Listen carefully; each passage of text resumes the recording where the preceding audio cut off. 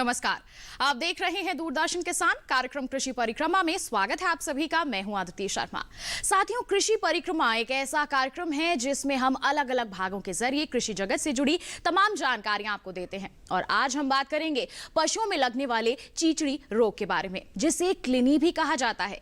चीचड़ी पशुओं का खून चूस लेती है, जिससे पशुओं के स्वास्थ्य पर तो असर पड़ता ही है, साथ ही साथ पशुओं की दूध उत्पादन क्षमता भी काफी हद तक कम हो जाती है। अपने कृषि गतिविधि भाग में आज हम आपको बताएंगे किस तरह हर्बल दवाओं का इस्तेमाल करके आप इस समस्या से अपने पशु का बचाव कर सकते हैं, और साथ ही बताएंगे कि इस दिशा में क्या शोध कार्य किए जा रहे हैं। आइए देखते हैं ये रिपोर्ट।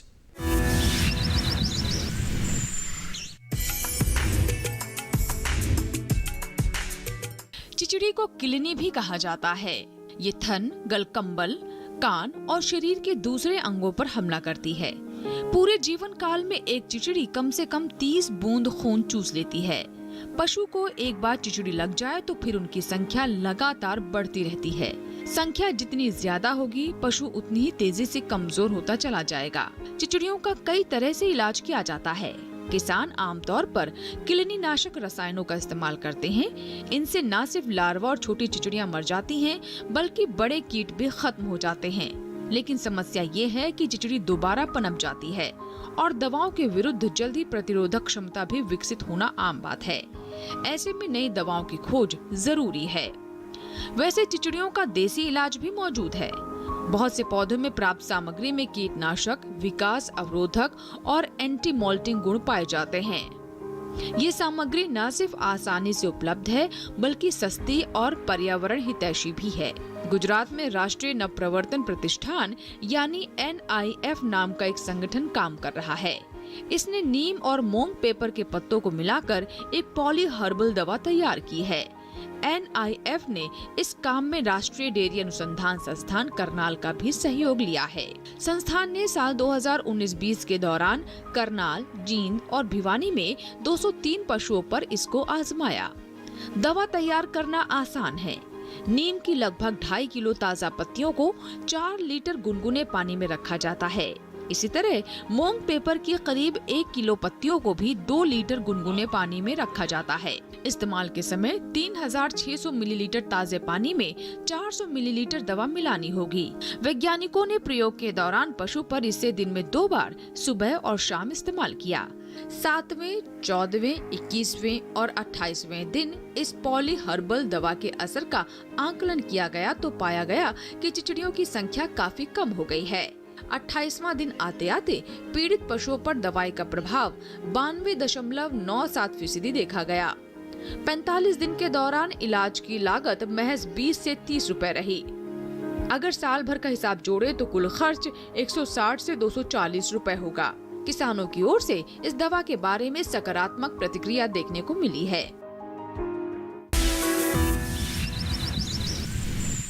दोस्तों, अब बात करते हैं अपने अगले भाग यानी कि कृषि साहित्य गतिविधि भाग की, जिसमें होती है पुस्तक और पत्रिकाओं पर चर्चा। और आज हम जिस पुस्तक पर चर्चा करेंगे वो एक ई पुस्तक है, जिस पर विशेषज्ञ से बात करी मेरी सहयोगी मोनालिसा ने। तो कौन सी है ये ई पुस्तक, देखते हैं इस पुस्तक चर्चा में। आज हमारे साथ इस कार्यक्रम में जुड़ रहे हैं खास मेहमान डॉक्टर जयदीप रोकरे, जो कि प्रधान वैज्ञानिक है केंद्रीय पक्षी अनुसंधान संस्थान बरेली, उत्तर प्रदेश में। डॉक्टर जयदीप, आपका बहुत बहुत स्वागत है इस कार्यक्रम में। जी, तो ये कोरोना संकट का काल रहा है और ऐसे में बहुत से क्षेत्र हैं जो प्रभावित हुए हैं, और जो कृषि का क्षेत्र है वो भी कुछ हद तक प्रभावित हुआ है। लेकिन जो हमारे अन्नदाता हैं उन्होंने परिस्थिति को काफ़ी हद तक संभाला है।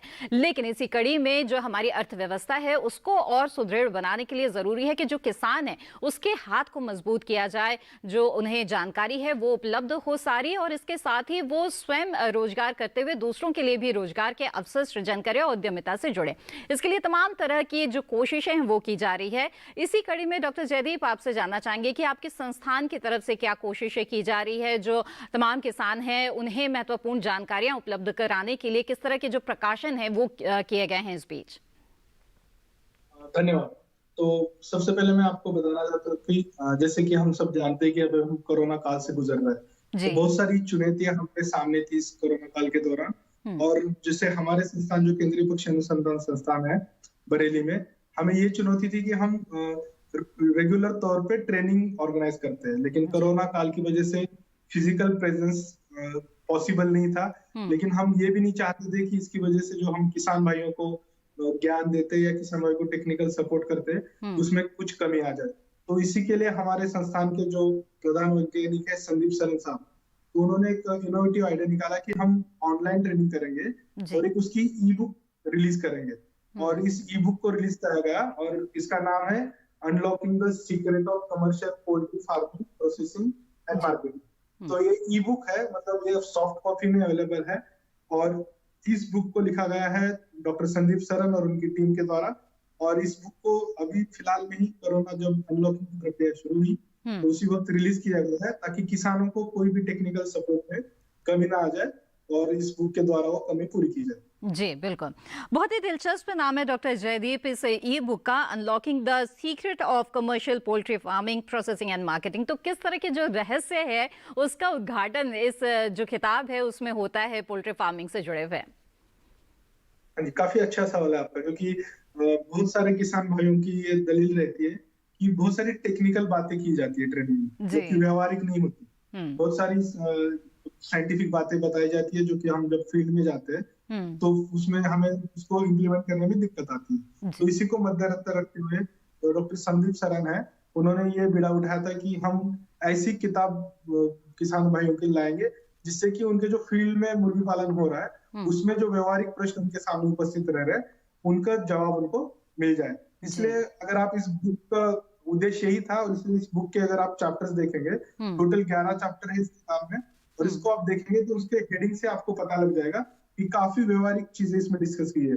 जैसे कि सबसे पहला इंपॉर्टेंट चीज है कि आपको ये बताया जाता है कि आपको मांस के लिए मुर्गी पालन करना है, लेकिन उसका आंकड़ा नहीं बताया जाता। तो इसमें जो एक चैप्टर है कि 5000 मुर्गियों का मांस के लिए मुर्गी पालन, तो आपको 5000 मुर्गियों के बारे में ही कितना पानी चाहिए, कितने बर्तन चाहिए, कितना खाना लगेगा, कितना उसमें पूंजी लगेगी, ये पूरा डिटेल दिया गया है, ताकि किसान भाई अगर 10,000 का मुर्गी पालन करना चाहते हैं तो उससे 2 गुना मल्टीप्लाई करके एक व्यवहारिक तरीके से कैलकुलेट कर पाएंगे कि हमें मुर्गी पालन कैसे करना है, इसमें कितनी आय लगेगी। बिल्कुल। इसी के साथ साथ ही मुर्गी पालन के साथ साथ जो प्रबंधन की जो तकनीकें हैं वो उसकी तो जानकारी है ही, जानना चाहेंगे कि प्रोसेसिंग का भी इस नाम में जिक्र है, तो प्रसंस्करण से जुड़ी किस तरह की जानकारियां उपलब्ध है और क्यों जो प्रोसेसिंग है उससे किसानों को जुड़ना चाहिए, उसे अपनाना चाहिए?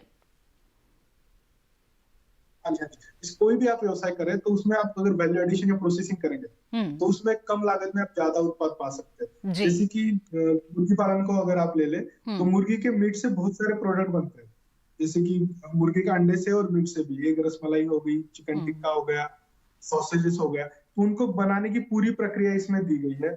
इसमें कितनी मात्रा में कौन सी चीज डालनी है वो भी दिया गया है। तो उससे आप एक छोटा सा उद्योग शुरू कर सकते हैं, जो कि खान पान या रेस्टोरेंट टाइप का उद्योग शुरू कर सकते हैं। उसी के साथ साथ जो हैचरी है, मतलब मुर्गी के बच्चे पैदा करने की जो जगह हैचरी इसको कहते हैं, जहाँ पे आपको अंडा मशीन में रख के चूजे पैदा करने पड़ते हैं, उसके बारे में भी काफी विस्तार से इसमें टेक्निकली डिस्कस किया है। और ना ही सिर्फ टेक्निकल साइंटिफिक जानकारी डिस्कस की गई है, लेकिन बैंक से आप पूंजी का स्रोत कैसे होगा या आप एक बैंकेबल प्रोजेक्ट कैसे लिख सकते हैं, तो बैंक के पास कैसे जा सकते हैं, मेरा ये बिल्कुल। इसके अलावा जो मार्केटिंग की समस्या है वो अक्सर किसानों के सामने होती है। उत्पादन तो कर लेते हैं लेकिन बाजारीकरण के बारे में उनको बहुत ज्यादा जानकारी नहीं होती है। तो बहुत संक्षेप में जानना चाहेंगे क्या महत्वपूर्ण जानकारी उनको मार्केटिंग से जुड़ी हुई इस ई बुक में मिलेगी? काफी सटीक सवाल आपने पूछा, क्योंकि बहुत सारी किताबों में मार्केटिंग जो कि बहुत इंपॉर्टेंट एस्पेक्ट है हमारी किसानी का, उसको छोड़ा जाता है। लेकिन मार्केटिंग में आप कैसे आपकी जो उत्पाद है उसको ज्यादा प्राइस मिल सकती है, उसके बारे में इस किताब में काफी विस्तार से चर्चा की गई है। और उसमें जैसे अभी कॉन्ट्रैक्ट फार्मिंग, मुर्गी पालन में तो कॉन्ट्रैक्ट पिछले 10 सालों से चल रहा है, तो उसके बारे में पूरे विस्तार से लिखा गया है कि कैसे कॉन्ट्रैक्ट फार्मिंग के क्या फायदे हैं, कॉन्ट्रैक्ट फार्मिंग कैसे करके किसान कम रिस्क में, क्योंकि रिस्क कंपनी की होगी, कम रिस्क में कैसे मुर्गी पालन कर सकता है। और उसी के साथ साथ बिजनेस एमिनिटीज जो होती है, मतलब आपको बिजनेस शुरू करने के लिए क्या क्या एमिनिटीज चाहिए, जैसे बिजनेस एमिनिटीज में बैंकिंग भी आता है, उसी के साथ साइंटिफिक इंस्ट्रूमेंट्स भी आते हैं, उनके बारे में बताया गया है। और एक जो मुर्गी पालन में जो मार्केटिंग ये है डेज है वो बहुत इंपॉर्टेंट, जैसे कि मुर्गी पालन में कुछ त्योहार होते हैं, तब मुर्गी पालन में अगर आपका उत्पाद आ रहा है तो आपको कम रेट मिलता है, क्योंकि उस समय कोई त्योहार चल रहा है तो लोग नॉनवेज ज्यादा नहीं खाते। तो उसके बारे में भी आप उनसे समय में आप मुर्गी पालन में मुर्गी रख सकते हैं, और इससे कि आपको एक कैलेंडर बन सकता तो है। ऐसी तमाम तरह की जानकारियां इसे ई बुक में है। तो ऐसे में मेरा अंत में आपसे सवाल यही रहेगा कि ये जो ई बुक है इसे कहाँ कैसे पढ़ सकते हैं किसान? जी, आप एक काम कर सकते हैं, जो हमारे संस्थान की वेबसाइट है केंद्रीय पक्षी अनुसंधान संस्थान बरेली की, इस पे जाके डॉक्टर सागर और डॉक्टर संदीप सरन, इन दोनों का आपको वहाँ पे नाम और मेल आईडी मिल जाएगा। आप उनको अगर मेल करेंगे इस किताब के बारे में पूछेंगे, या मेरे मेल आईडी पे भी अगर आप कांटेक्ट करेंगे जो कि वेबसाइट पे पड़ा हुआ है jaideepvet@gmail.com, तो इस पे आप ये किताब अगर हमें पूछेंगे इस किताब के बारे में, तो हम इसकी ई बुक आपको देने की व्यवस्था कर देंगे। जी बिल्कुल। डॉक्टर जयदीप, आपने बहुत ही महत्वपूर्ण जानकारियां हमें आज के इस कार्यक्रम में दी है। आपका बहुत बहुत धन्यवाद हमारे साथ जुड़े रहने के लिए। कृषि परिक्रमा कार्यक्रम में वक्त हो चला है एक छोटे से ब्रेक का। आप देखते रहिए दूरदर्शन किसान, हम जल्द ही हाजिर होंगे। देखते रहिए हमारा कार्यक्रम कृषि परिक्रमा।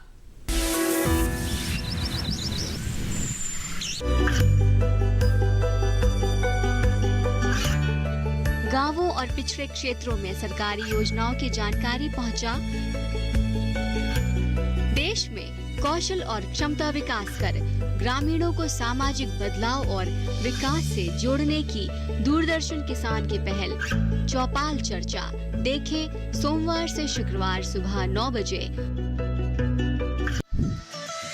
खुशहाल होंगे खेत, पशु रहेंगे स्वस्थ, सरकारी स्कीम का होगा लाभ, जब एक्सपर्ट्स का मिलेगा साथ, आपके सवाल विशेषज्ञों के जवाब, सिर्फ एक फोन कॉल की दूरी पर। देखिए किसानों का अपना प्रोग्राम हेलो किसान, सोमवार से शुक्रवार शाम 6 बजे से सिर्फ दूरदर्शन किसान पर।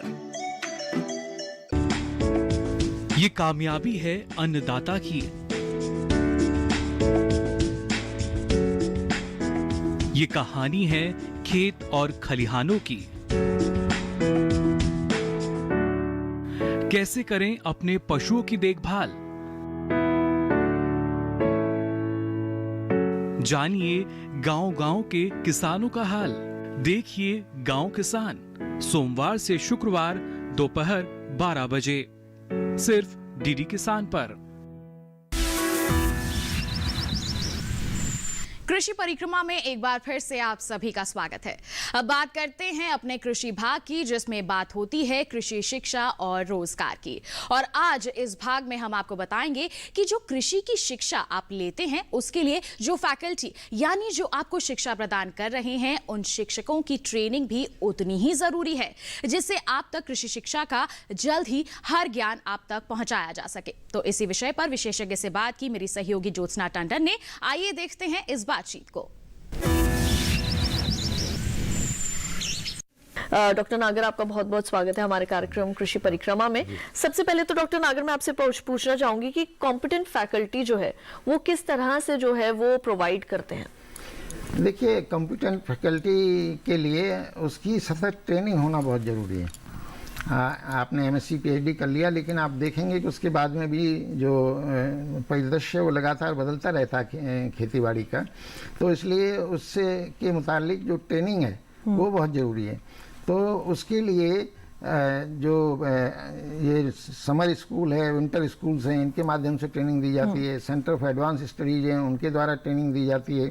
और प्लस इंटरनेशनल एक्सपोजर दिया जाता है। वो 3 महीने के लिए, 6 महीने के लिए विदेशों में जाके भी किसी अच्छी लैब में अपने आप को ट्रेन करके आ सकते हैं। जो लेटेस्ट टेक्नोलॉजी है उसको आत्मसात कर सकते हैं और फिर छात्रों को उसे अच्छे से समझा सकते हैं। तो ट्रेनिंग एक बहुत बड़ा पहलू है फैकल्टी को अपडेट करने के लिए।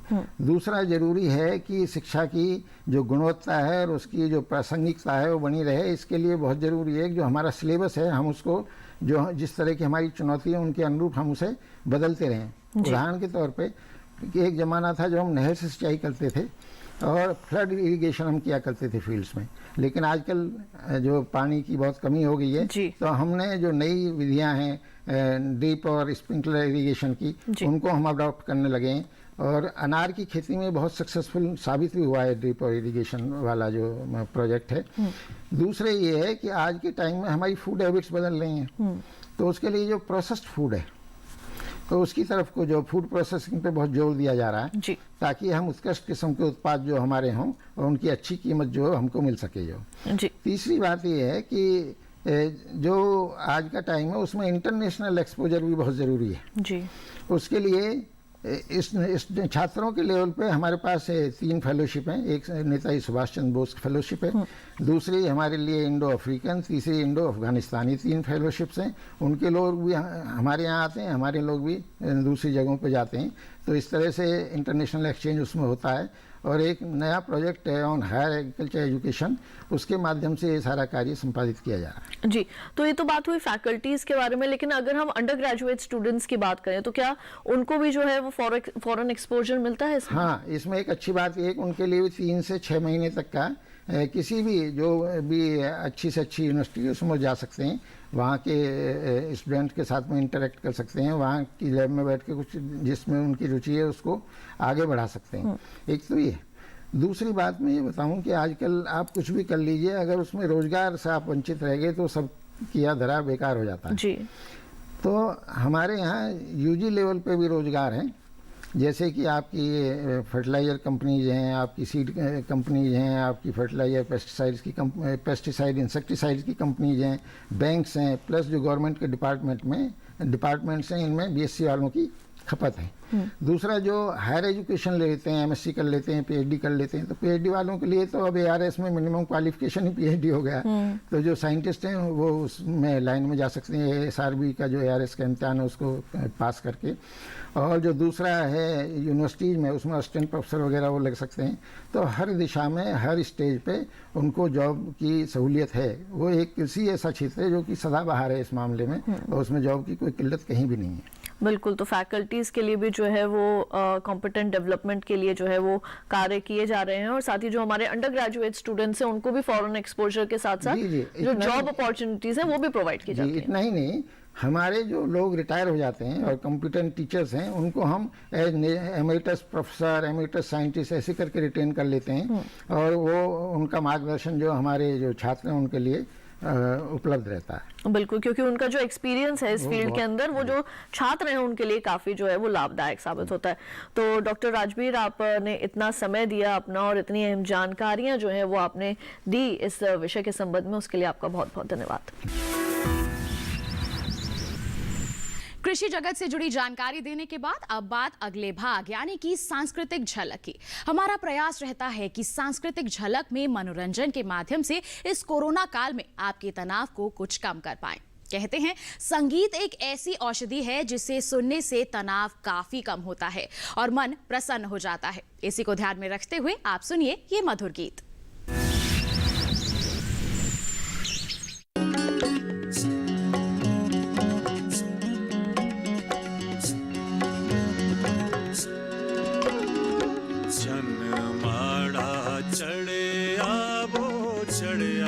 ऊपर बावे चनमाड़ा चढ़िया वो चढ़िया ऊपर बावे स्वारे पारे किया आवा सभी ठाठा मारे स्वारे पारे किया आवा तभी ठाठा मारे मिलना जरूर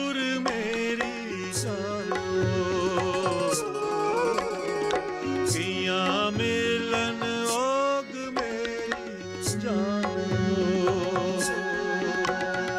सन माड़ा चढ़िया वो चढ़िया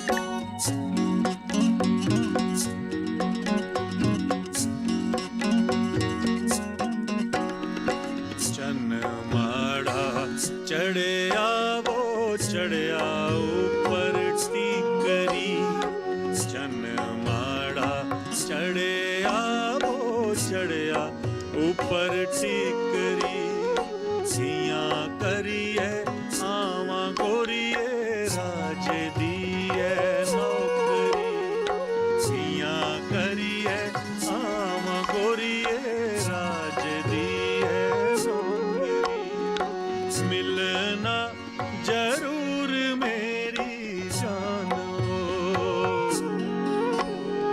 सिया मिलन होग मेरी जानो